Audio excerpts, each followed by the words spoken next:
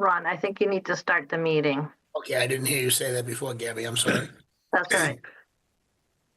Good evening. Welcome to the Planning Board meeting, March 12th, 2026. This meeting is being done in a Zoom format tonight.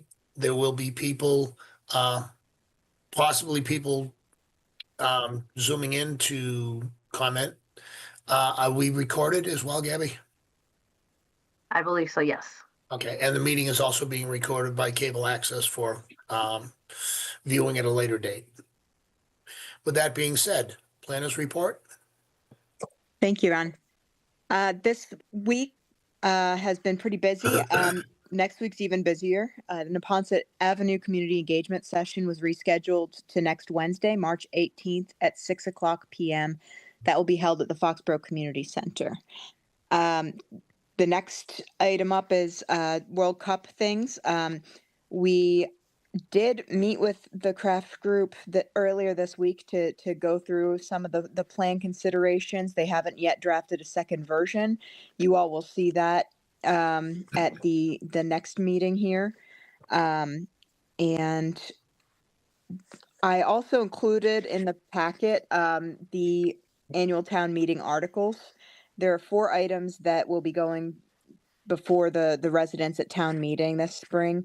The first one is the design review district that is designed to strengthen the enforceability of the design review board's determinations, as well as to include duplexes, which they have mentioned a few times recently as being exempt, but they believe that they should have the authority over those as well. So we'll put it to town meeting.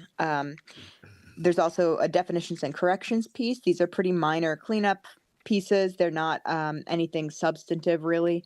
We're just adding definitions for things that every so often we notice that something's lacking that should be in there. Things like, single family homes and yards this time around, as well as just making sure that references and cross references are consistent throughout our bylaw. The third item is an endorsement of the master plan. Planning board is the approval body for master plans in the Commonwealth, so I did change that piece. So it will go to town meeting to be endorsed by the residents. And finally is the Neponset Avenue Overlay District, which obviously we're still doing some community engagement on that. So those are the 4 items that will be on the town meeting warrant. So hopefully residents can access these documents. They can access maps, concept maps, a little more information about each of these items by going to the Town of Foxborough website under Land Use and Economic Development. I saved those to the town meeting folder. So they should all be publicly available. You can always contact our office if you have any comments or any questions on that. I think that's about it for this planner's report, unless you want me to go into any detail on any of the items that I attached. Any comments, guys? No? Good. Right. Thank you. Do we have anything on active subdivisions tonight? Nothing to report. Nothing outstanding.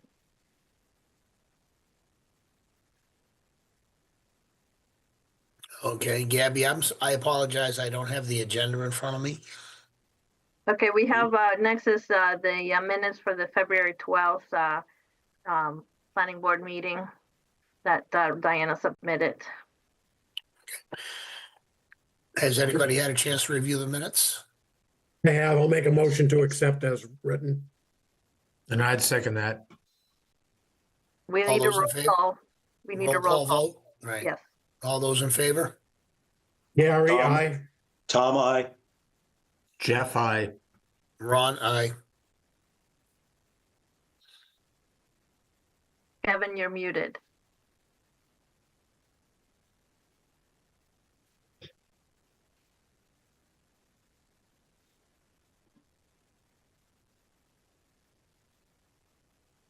All right, so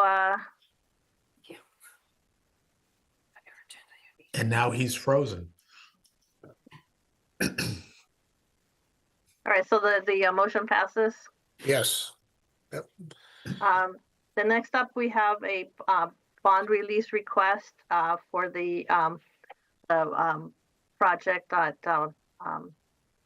44 School Street, the former fire station, and funeral home project. They have finished the construction, obviously.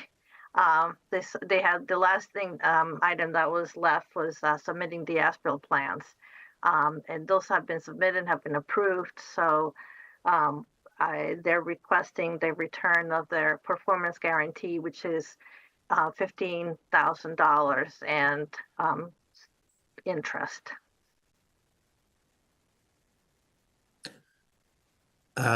Provided that everything's in order, I'd make that in the form of a motion that we release the bond for the Station 1 project. I will second that.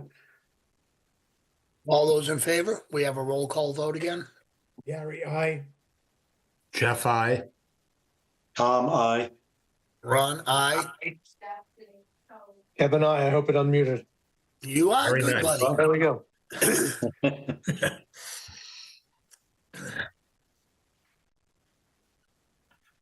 We also have Mylar plans for 67 Green Street. That was the parking lot expansion. Obviously, you can't sign them tonight, but they'll be in the office for signature. They are in the office for signature. So if you could stop by the next few days to sign them, that would be appreciated.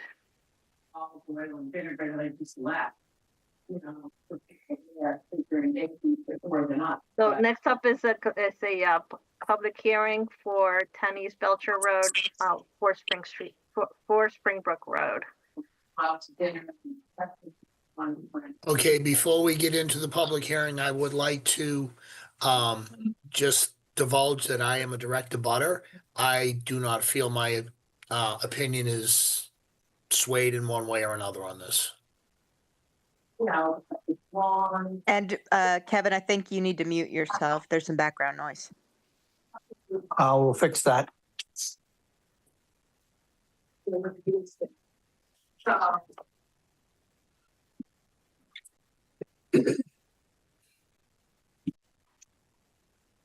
Hope that's better. Thank you. Very good.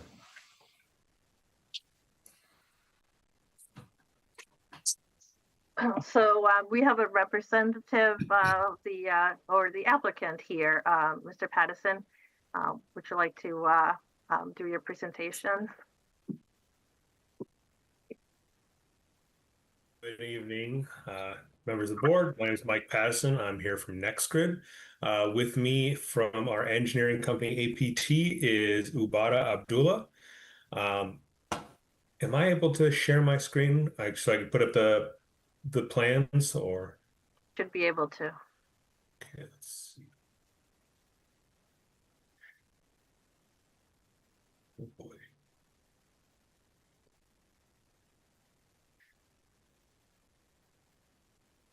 Okay. Got it. Thank you. So tonight we are here to present our site plan review application for our proposed rooftop and carport solar array located on the parcels 10 East Belcher Road and 4 Springbrook Road. The site is currently an ice skating rink. And our proposed project is to put together a rooftop solar array on the main building. And then we also would be installing 7 carport arrays over the existing parking area. The solar arrays are positioned specifically so they do not take away any parking spaces or change the access route or any type of access or cause any type of access issues. On the north parcel of 10 East Belcher, up here we have our equipment pad area. This is where our inverters, transformers, and the battery system will be installed. As you can see, we are within the 100-foot buffer zone for the wetlands. We did receive our Conservation Commission order of conditions on March 9th. And as you can probably also know, we are not making the side or rear setbacks. So we did request and receive variance approval from the ZBA on February 19th. So this is our proposed project. The project size is 1,897 kilowatt DC. So that's what the solar modules will produce. And then it will be connected to the utilities grid at 999 kilowatts AC. The difference will be what we call clipping and will be stored in the battery. So then the battery is about a 2-hour battery. 2.5-hour batteries. So we can continue to provide power post sunset for an additional 2.5 hours. The property is located in the limited industrial zoning district. We do have abutters, obviously. We did receive a letter of approval for the abutter here at 6 Springbrook Road, saying that they didn't have any issues with us. Which was submitted as part of our package to the ZBA when we were requesting our variance. I think that's about all I have. Can I answer any questions? This is Kevin Weinfeld. Is the purpose of the solar array strictly to power the rink and the building, or is it to feed power back through the grid and get credit for it from whoever the power company is? So the way we work, all the power generated is sold directly to the utility company. It's part of the Massachusetts SMART program. So it's the incentive program that we are a part of that we use to sell back the power to the utility company. Okay, thank you.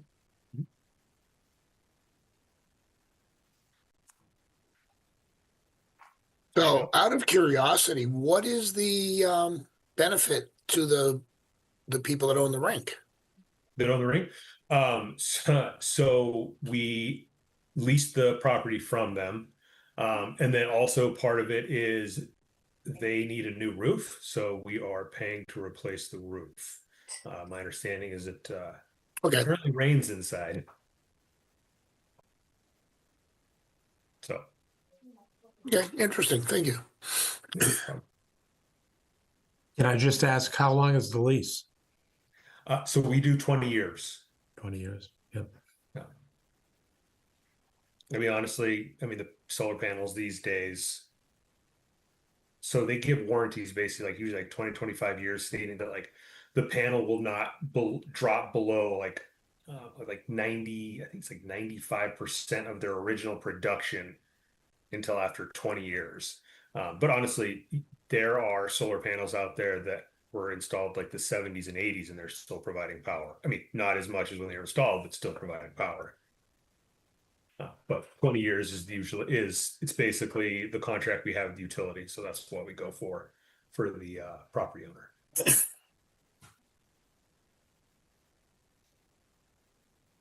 And just curious, if the ownership of the property was to be changed, would your lease continue on? Yes.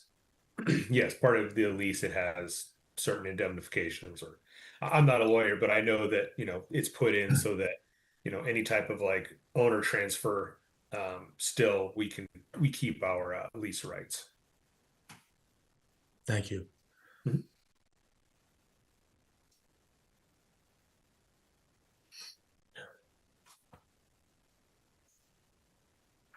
Well, excuse me, when you do a parking lot, you're doing the carport type, how is that for snow removal and traffic patterns? Does it cause any concerns there or no? No, so we specifically.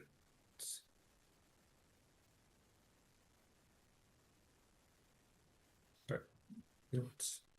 Bear with me here. I'm just going to look for another. No.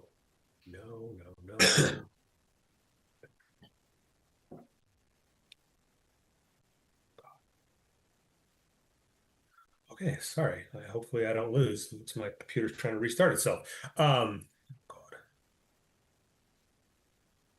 Anyways. Okay, so as you can see underneath the parking area, underneath the parking arrays, you can see the outline of the parking spaces. So the way it's set up is for like these side ones over here, the support piers will be put like right at the edge and between parking spaces so they don't interfere with any of the parking.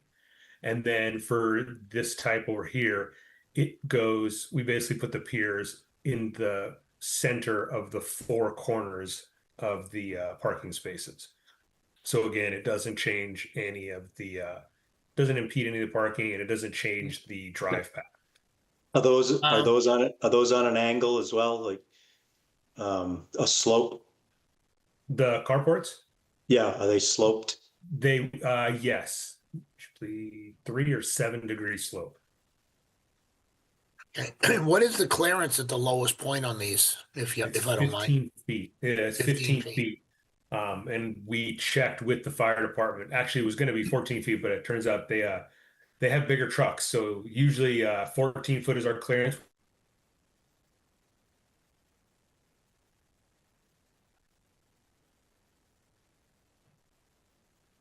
Uh-oh. He froze.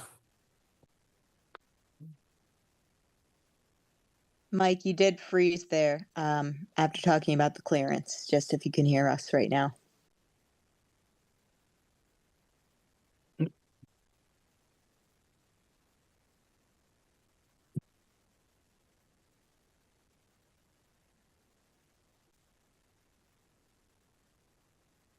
So while we wait, we did receive one comment from the fire department, and I think that that's something that he was going to talk about. And the one item that they had questions for, they were answered, and Deputy Chief was satisfied with the responses. So.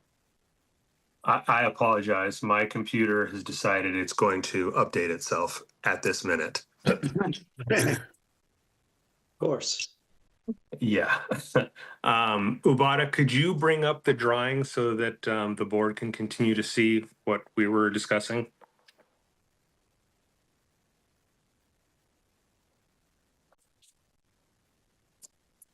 See my screen? Yes, thank you. Can you go to, actually, I don't even know what the last question was. I'm so sorry. We heard the 15-foot clearance requested by the fire department, and then you froze. Yeah. Yeah. So yes, usually we do 14 foot at the low side, but it turns out they bought a new truck and it's larger. I think it's 14 feet at the top of their apparatus. So that's why we changed it to 15 feet. Because obviously we want to make sure that there is no impediment for their driving paths or anything. What do you do? Is there an issue with ice falling off that, forming off of the top? So it has they're called, I guess they call them like snow cleats. So basically to prevent snow from come So flying. similar to a building. Slows it right down. Correct. Michael, I'm just kind of curious and not necessarily totally pertinent to, the board's authority over this matter, but I am curious and I think this is Foxborough's first major carport application. In a situation like this, is there ever required manual clearing of the overheads in a snow load? Because of course we've just had quite an interesting winter. Or is it just left alone until nature takes its course? I think it's usually left alone because they do generate a little bit of heat. They're also black. So they usually melt themselves off well enough just because as it hits, it begins to like slightly melt a little bit and slide off. And so don't usually think so. Structurally wise, no, that's not a concern. They're structurally designed to hold. I think they go through even more rigorous analysis than like rooftop arrays do. So they take into consideration, wind loading, snow loading, all that, and ice loading as well. No, I appreciate it. I was just curious because I know rooftop applications normally have a significant greater pitch than this. And Yeah. that's why I asked. Yeah, no, of course.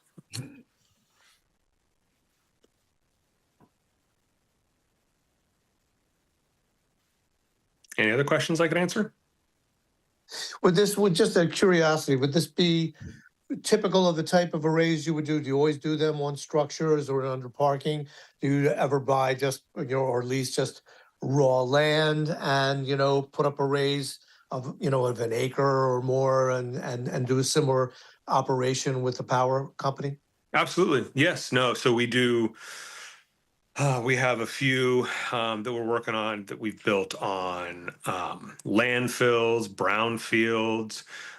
We do green fields. Try not to do too many. We also do quite a few sand pits down at the Cape. Those seem to be quite popular. But yeah, no, we have a website and we have brokers that go out and basically look for business people that are possibly interested in renting or leasing space, or they want to sell parts of their property to us. So no, we do pretty much all of it. Okay, thank you. Of course. I just have one other curiosity question. Yeah. How long would a project like this take? To build or develop? To do to do this project, because you're going to be doing a new roof as well. So construction is probably, I would say, 3 to 5 months. Obviously, we live in New England, so depending on weather. Right. Yeah. And that's for the whole thing? Correct. Parking lot as well? Yeah. Yeah, parking lots aren't, actually that bad. What they usually do is they mark the spots where the foundation is going to go, and it's either, it's basically like a screw. I can't think of the word. Auger. Foundation. Say again. Auger. Yes, thank you. That type, or they'll do like a spread footing. So they'll cut sections out. They'll put in the support, concrete, backfill, and then the supports basically bolt directly on top of the foundation. And just to follow up on that, in the event that the owner determined that some repaving needed to be done, would that be problematic? I assume you're not looking to install concrete under the total coverage of these overheads in the parking area. Correct. Correct. No, we usually they just cut out sections through the asphalt, like little squares, and then the concrete, the asphalt or the concrete that they'll pour formed is directly in those little square areas. So we try and disturb as little of it as we can. Obviously, there's going to be some required trenching, but we'll do all of like the patching and repairs. Well, the reason I bring that up is because obviously in this particular case, if you're looking at a 20-year window, viability window for the panels, you're doing a new roof now. That's not a new parking lot as we speak. And I'm just curious about if ever repaving needed to be done. Could it be done and be accommodated underneath the panels? I know you said that they were 15 feet at a minimum. Yeah. Yeah, absolutely. No, they can definitely do. I mean, there's other projects that, I know we've done some carports on asphalt that wasn't in the greatest condition. So, we'll do the installation, and a lot of times the owner will come back and have the the parking lot replaced.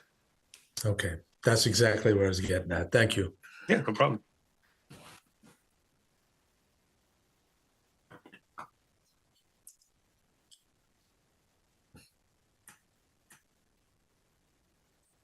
Anybody else? Anybody else have any additional questions? Good. No, not from here. Gary, anything or no? No, I'm good. Big project, but I'm good. I guess I have one last question, which is just I'm pleased to see that, the kind of company you are and the fact that you're, contributing to a green production of energy. Is there ever any, does the grid take into account, the fact that they're purchasing this from you in this fashion? There's any kind of benefit not to the community, not as a general rule, to the way they affect the rates of the power in the town of Foxborough, because a project of this type is put into the town? That I don't know. I don't think what we do, we don't have any, leeway of how we, No, I wasn't suggesting you do. I just thought you might know, not that I know of. Okay, thanks for the answer.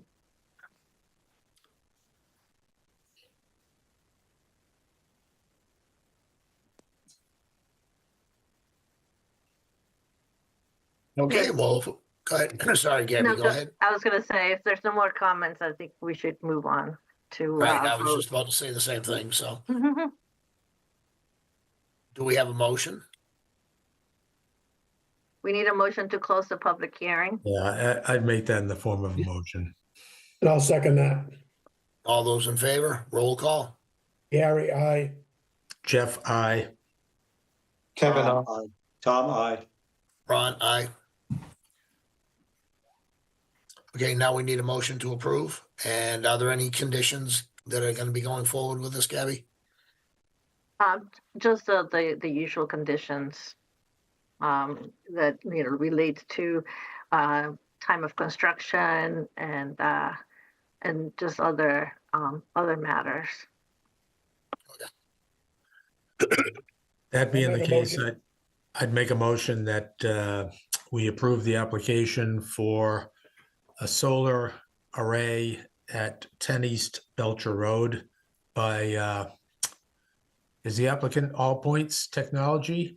No, the applicant would be Next Grid. Next Grid. Sorry about that. I'm just No trying worries. to read the fine print here. No worries. All Points is the engineer who's been working with us on this, Okay, thank you. of course. Second that motion. Okay, all those in favor, roll call vote. Gary, I. Jeff, I. Kevin, I. Tom, I. Ron, aye. Okay. Okay, I guess we can say congratulations. Thank you so much. Thank You're you very welcome. much, and have a very nice evening. You too. Good luck with the project. Good luck. Thank you. Bye-bye. Have a good night. Right.